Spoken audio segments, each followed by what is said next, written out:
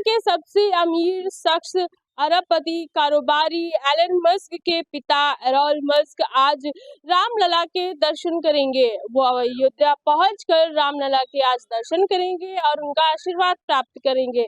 Tesla और space x के CEO Elon Musk के पिता एलोन मस्क का यह जून दौरा बिजनेस और सांस्कृतिक नजरिए से बेहद महत्वपूर्ण है।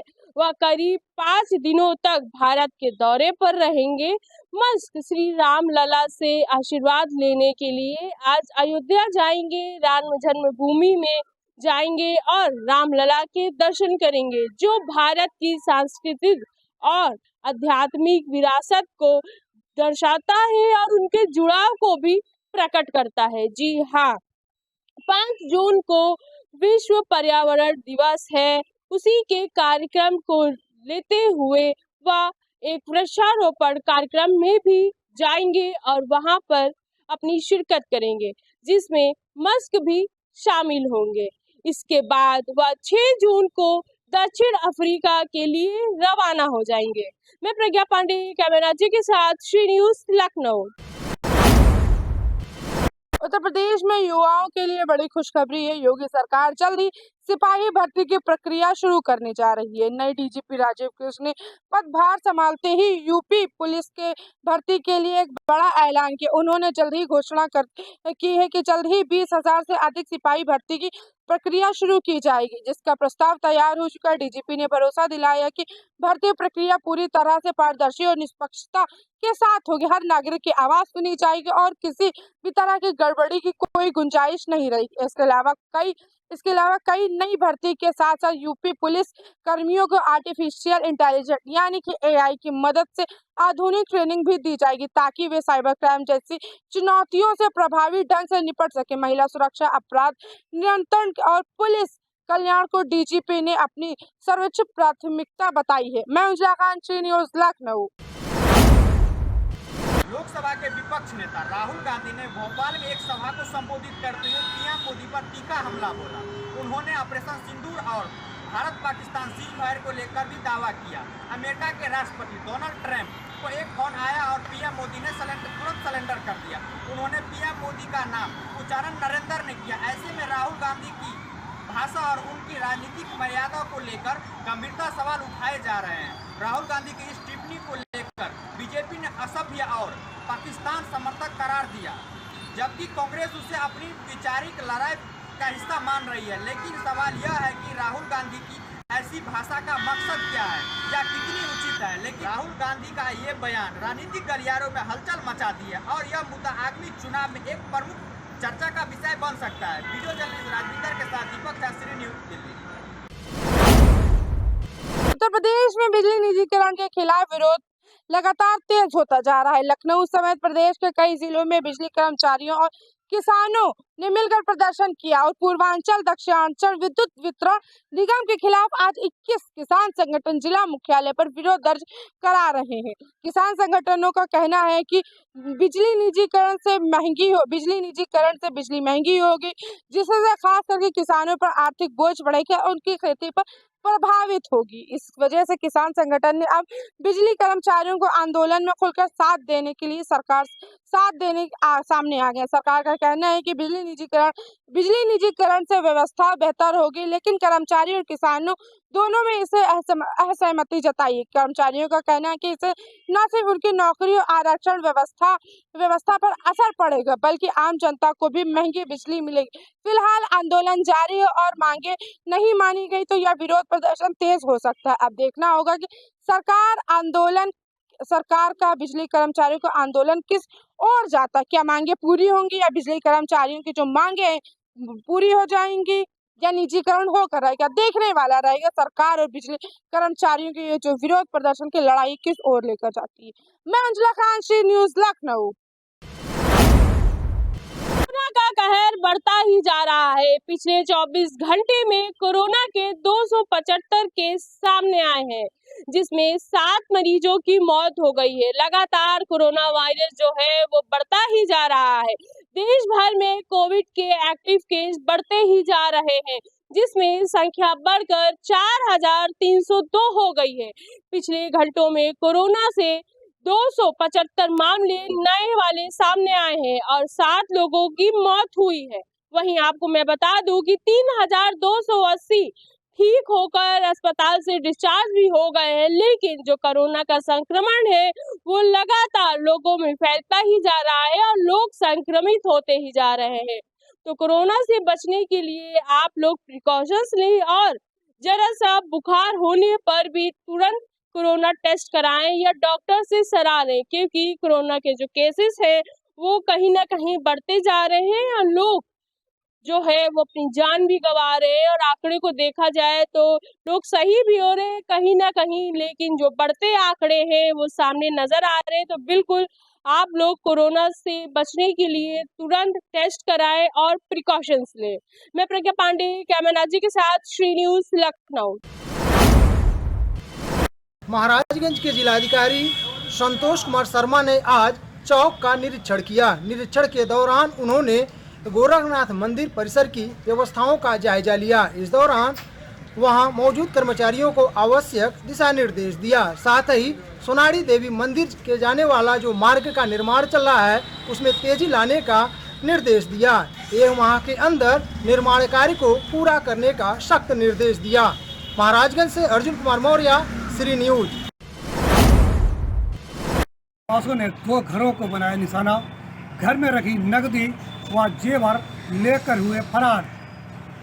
घटना गुरसाहिगंज कोतवाली क्षेत्र के धुकरी गांव की बताई जा रही है, जहां बेखौफ बदमाशों ने वारदात को दिया अंजाम। अजय दुबे, श्री न्यूज, कन्नौज। मैनपुरी पुलिस को एक बड़ी ही सफलता हासिल हुई है। दरअसल सेना में भर्ती करने के नाम पर करोड़ों रुपए ठगी करने वाले एक सिंडिकेट गिरोह का पुलिस ने पर्दाफाश किया है। पुलिस का कहना है कि अरविंद पांडे नाम का व्यक्ति, जो कि हरियाणा के सोनीपत का रहने वाला है, और उसकी एक पर्सनल महिला असिस्टेंट जिसका नाम सुमित्रा सेनापति है, वह उड़ीसा की रहने वाली है, उनको पुलिस ने गिरफ्तार किया है। उनके पास से पुलिस के तमाम कंधे पे जो लगाने वाले स्टार हैं सेना में, जो आर्मी या कैप्टन या जो कर्नल जो स्टार लगाते हैं, वो उनके पास से बरामद किए गए हैं।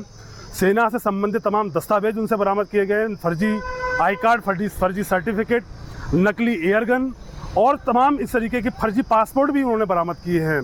पुलिस का ये भी कहना है कि अभी तक ये कम से कम 200 लोगों को ठगाई का शिकार बना चुके थे।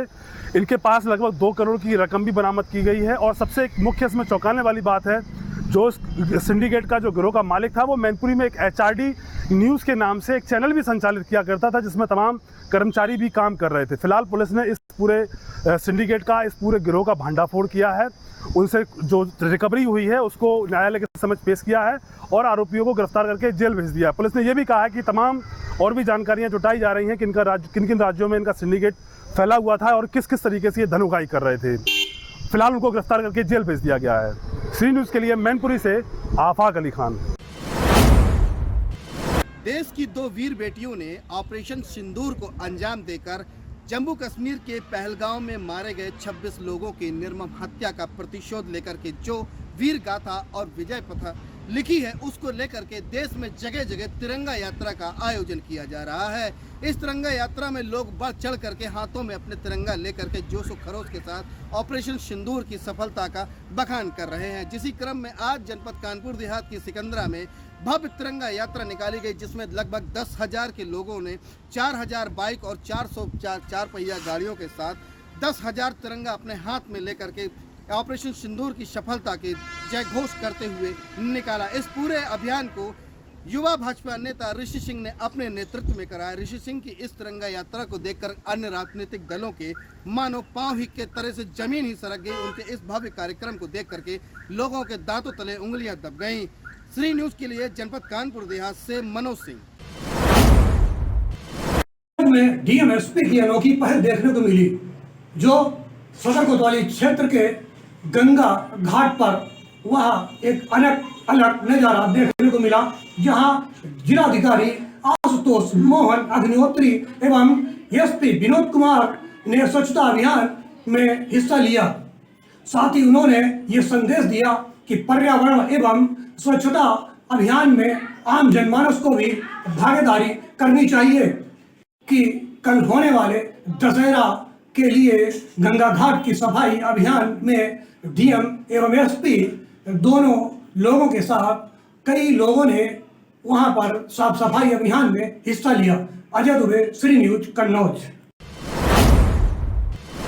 रायबरेली में एक बार फिर पुलिस और गौ तस्करों के बीच मुठभेड़ हुई है। दरअसल आपको बता दें कि पुलिस और गौ तस्करों के बीच मुठभेड़ में दो पशु तस्करों के पैर में गोली लगी है, जिन्हें जिला अस्पताल में भर्ती कराया गया है। यही नहीं, इस घटना का रायबरेली एसपी डॉक्टर जसवीर सिंह ने अनावरण भी किया है। यही नहीं, उन्होंने बताया कि गुरबकसगंज थाना क्षेत्र के एक गांव में पिकअप पर बदमाशों के द्वारा भैंसें चोरी करके ले जाई जा रही थी। तभी गुरबकसगंज पुलिस को इस घटना की जानकारी मिली। उसके बाद पुलिस ने जब उन्हें घेराबंदी करके पकड़ा, तब पीछे से आ रही वैगनार पर उनके साथी पुलिस को देखकर लालगंज की ओर भाग गई।